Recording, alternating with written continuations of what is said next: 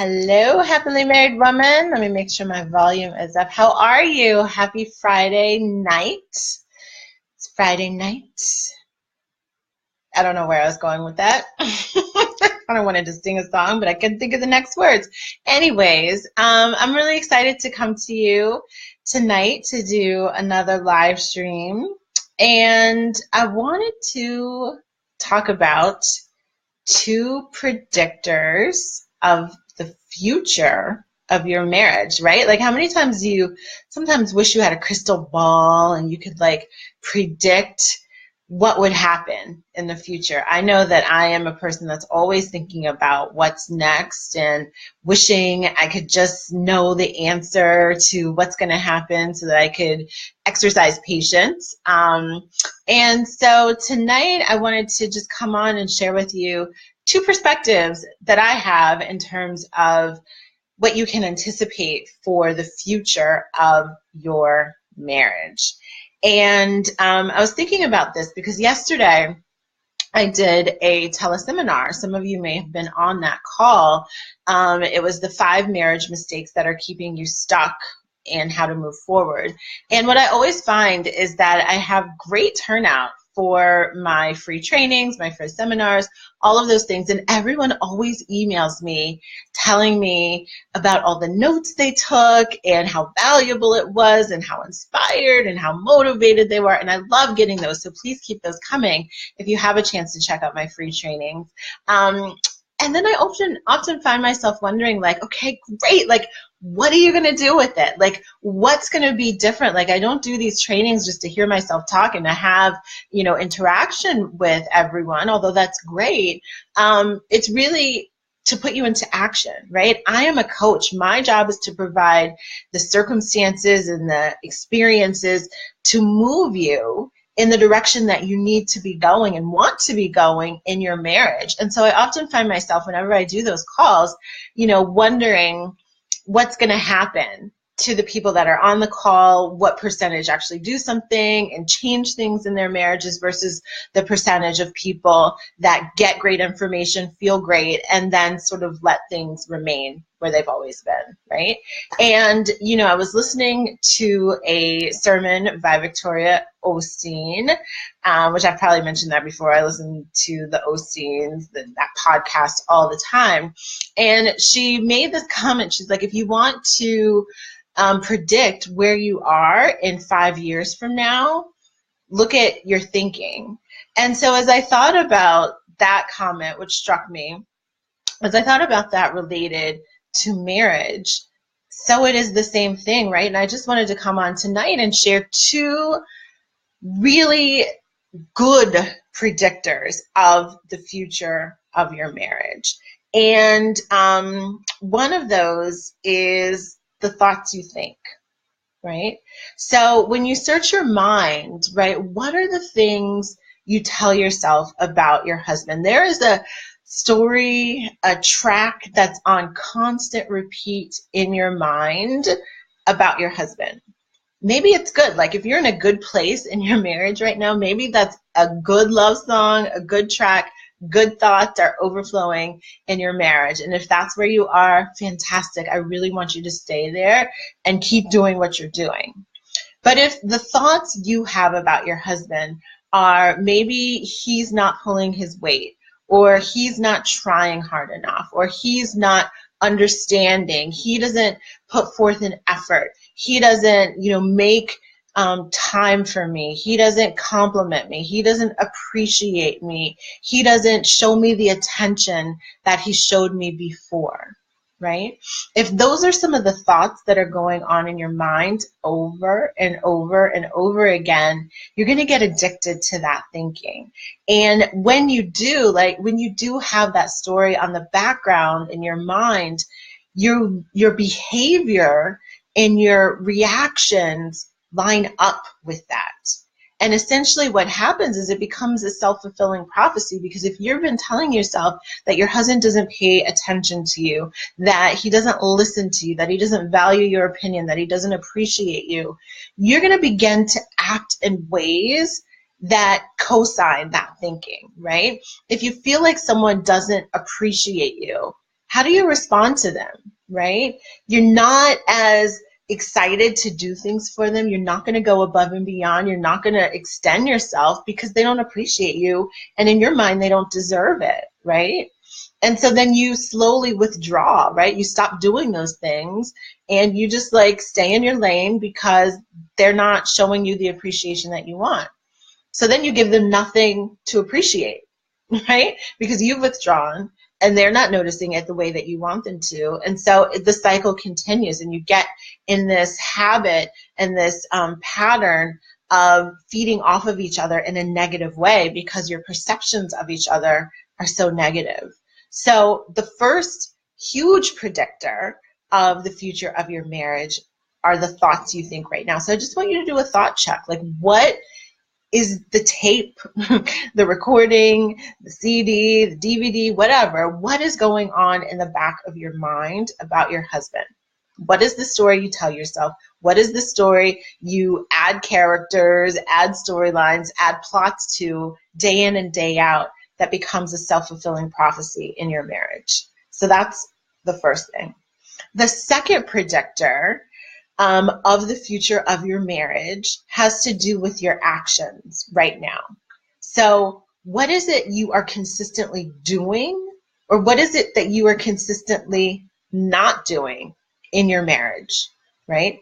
Are you actively reaching out to your husband to spend time with him? Are you focused on making your marriage a priority?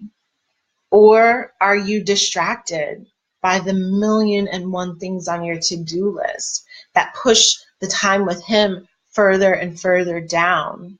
Are you so engrossed in your children or your career or your other activities that he feels like he doesn't have a place in your life, right? Are you having the conversations that you need to have, or are you avoiding the conversations that you need to have? What are your actions? Like, what are you doing consistently to strengthen your marriage? Or what might you be doing consistently that's damaging your marriage, right? So I just want you to take a look at your activities. Like, think about your week. It's Friday now.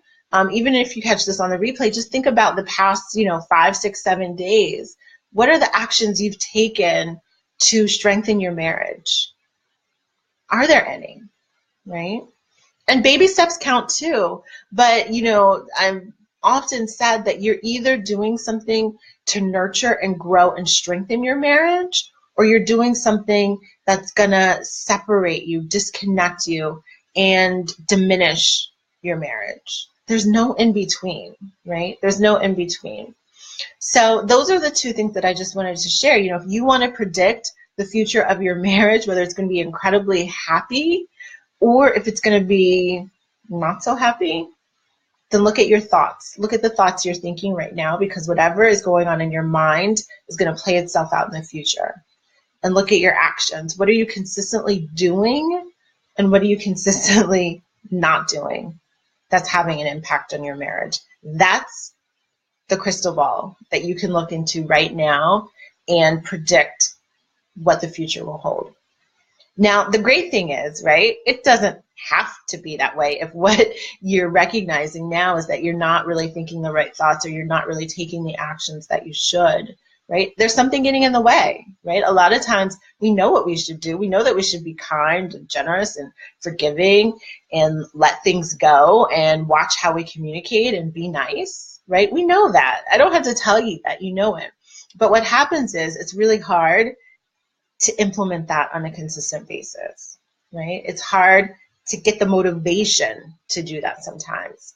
And there's a reason for that. There's some underlying issue. There's something going on, some raw spot, some issue, something that you need to work out within yourself that's preventing you from doing the things you know you should do, that's preventing you from actually even being motivated to love your husband the way you know you need to love him, right? That is where the ego gets in the way. That's the enemy trying to steal, kill, and destroy your marriage. And we all reach a point where we won't let that happen, right? We all reach a point where we're like, okay, this is it. Like, I cannot continue on like that anymore. I have to start doing things differently. And if you're at that point, right, if you're at that point where you're like, okay, yeah, when I think about my thoughts, when I look at my actions, it's not predicting a good story. If you're at that point and you're like, I could probably use some help. I could probably use some perspective that I'm not able to get on my own. I could probably use a little bit of guidance. I could probably use some recommendations and tips and structures and have someone kind of hold me accountable for doing the things that I know I need to do. Then I encourage you, to reach out to me, to reach out to someone, right? In the call yesterday, I actually talked about this program I just created called the 5-Week Marriage Fix. It is an excellent opportunity to get you thinking differently and doing things differently in your marriage. This is a program that actually includes challenges, right? So I personally am motivated by challenge. If someone tells me like, this is what you have to do for a period of time, I'm going to do it, right? Which is why I'm actually here doing this 21 days of live streams. When I commit to something, and if there's like any element of competition, I'm like all in 1000%. I'm going to like ace it. And so I love offering challenges to couples and to women because that provides us with the accountability that we need to do the things we know we need to do, right? I'm actually part of a like get up early challenge right now. And you better believe like I've been getting up early because those ladies are talking about themselves getting up early. And I'm like, I can't be the weak link in this group that's not getting up early, right? And so this program, the 5-Week Marriage Fix, includes challenges that are fun because a lot of times when we get in these ruts in our relationships and our marriages, all we do is talk about our problems. And we lose sight of what brought us together in the first place. And sometimes we need like someone to just smack us in the face and say, this is what you have to do. Like, this is what you're doing today. This is the conversation you're having today. This is what you're doing today. And have fun with it, right? So that's what those challenges are like in that program. It also includes 3 live calls where we address some of the most critical things that I believe are the barriers to having a truly happy marriage. Negative thinking, we're going to be talking about releasing resentment, and we're going to talk about being unselfish, being able to have a sacrificial love. There's a book that I always recommend. You'll hear me talk about it all the time. It's called Sacred Marriage, and it asks this question: what if God designed marriage not to make us happy, but to make us holy?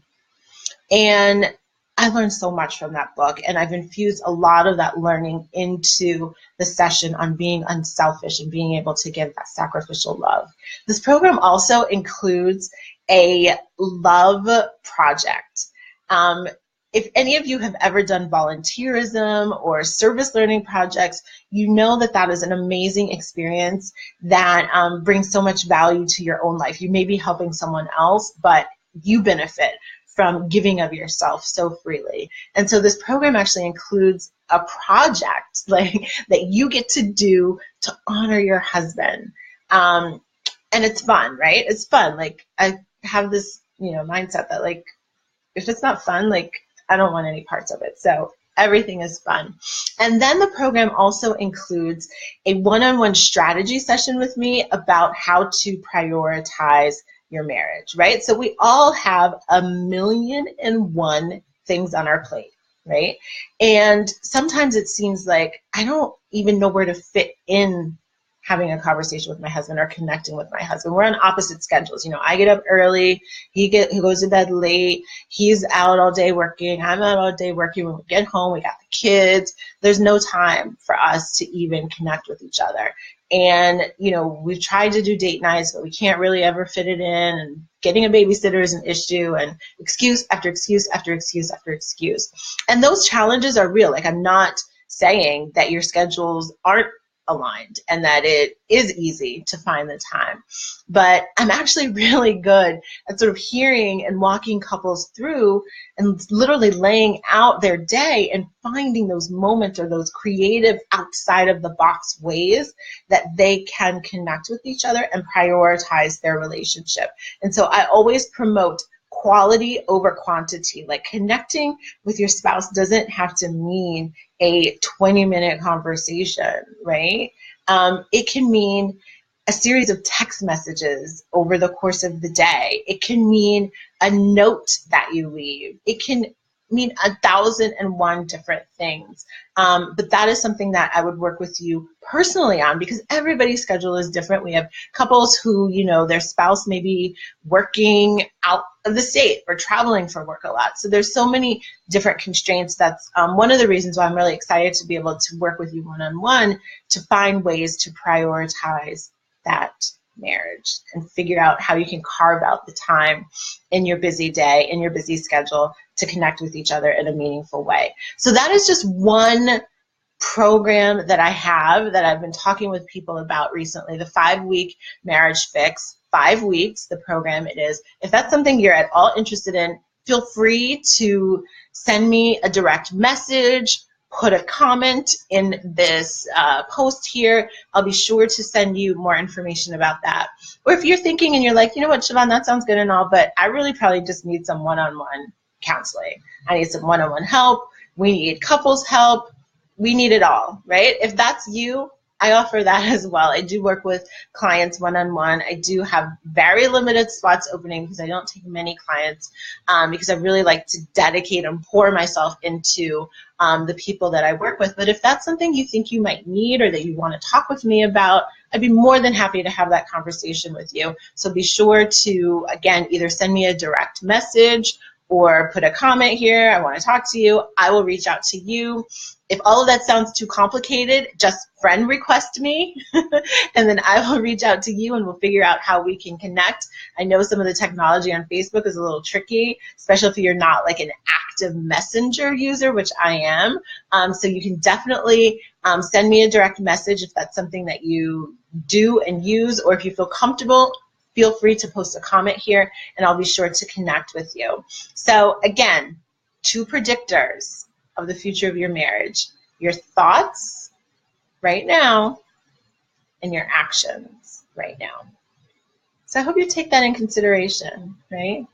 And if you want a particular vision, story, dream for your marriage and the next 6 months, 3 months, 2 years, whatever time frame, then make sure your thoughts and your actions are aligned with getting you there. It's as simple as that. It doesn't have to be some complicated story. So I hope this was helpful for you. I'd love to know what you think. If it was, shoot me a comment and say this was really helpful. I'd love to know, right? Thank you for tuning in. I am doing good with my challenge. I feel pretty proud of myself. And I hope that what I'm doing as part of this challenge is valuable, because that's the intent behind it. So thank you for tuning in. Thank you for being a part of this community. It means so much to me. We actually just hit 1,700 members in this group, which is crazy. I can remember when it was like, 30 people in the group. So thank you to all of you who continue to be engaged and active with me here. Thank you for those of you who have invited friends to the group. I could not do it without your endorsement, your support, your encouragement, and it means so much to me. I know a lot of you reach out to me from time to time to just tell me how valuable what I'm doing is to you, and it means a lot to me, because sometimes, being behind the screen, I'm sort of like, is anyone listening? Is anyone there? Like, hello, are you guys there? Hi. Hi. And you are there. So thank you for those of you who like, comment, send me messages. Let me know that I'm not alone in what I'm promoting and that you're receiving the messages. It means so much to me. All right, it's Friday night. Now I got to go spend some time with my own husband. Have a wonderful evening. Have a great weekend. I will be back for a live stream tomorrow. I'm not sure if I'm going to do it here in the group or on my Relatable page, but I'll let you know either way in case you want to join me and have a conversation. Shanetta, you're here. Thank you. I know you're there. Thank you. You are for sure one of those people who lets me know that you're watching and you're taking it in and that you appreciate it. And I so appreciate you for that. So if you can, watch this from the beginning. I shared some what I hope is helpful information about the 2 predictors of the future of your marriage. All right. Have a great evening, everyone. I'll talk to you soon. Bye.